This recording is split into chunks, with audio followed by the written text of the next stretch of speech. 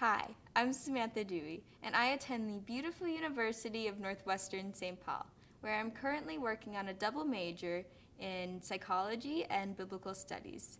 My electric cooperative is Co-op Light and Power, way up north in Two Arbors, Minnesota, and I attended the youth tour back in 2014. The youth tour was an amazing experience for me, but I went into it so nervous and shy. But what better way to rid someone of their shyness than to give them this amazing opportunity that they can't pass up, but put them with about 50 other kids they've never met before? But truth be told, I had nothing to worry about. Everyone was so nice and welcoming, and I realized that we were all in the exact same situation. We didn't know each other, and everyone gets nervous and shy sometimes. That's when I started coming out of my shell a bit. The tour exposed me to the fact that to be a leader, you don't need to be the most charismatic, super extroverted, or even in charge of everything.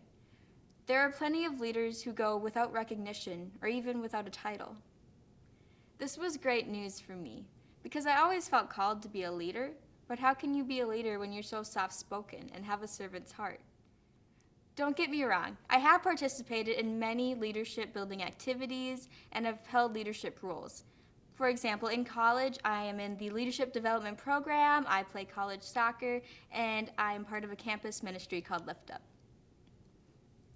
I was in many other activities and held leadership roles in high school as well, but there was a big difference there because I didn't step up and take those leadership roles myself.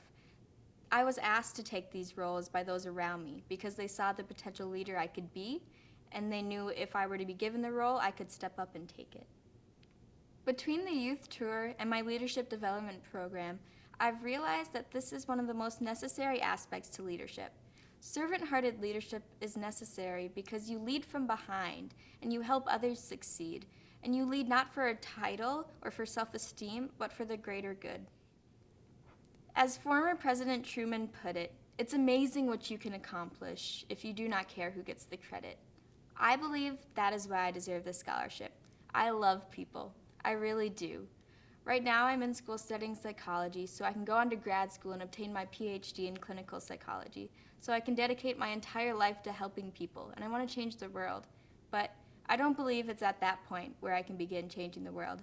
I believe everyone can change the world every single day. For example, just this last weekend, my friends and I baked about 200 cookies for our local police department because there's been this huge lack of gratitude towards them lately, and we wanted to make sure that they knew that their selfless service was still appreciated. Doing little things like this every day will make a huge impact. Servant leadership is an action I see shown by my co-op all the time. For example, a few years ago, there was a huge flood in the Two Harbors area, but Co-op Light and Power was out there making sure we had our power back on and that everyone was safe. With this scholarship, I would have the opportunity to not work during the school year. Although waitressing at Red Lobster is great, that would leave me about 12 to 15 more hours every week to spend doing schoolwork, studying, or volunteering, or any other great activity. Through servant-hearted leadership is how I plan to give back to my local co-op.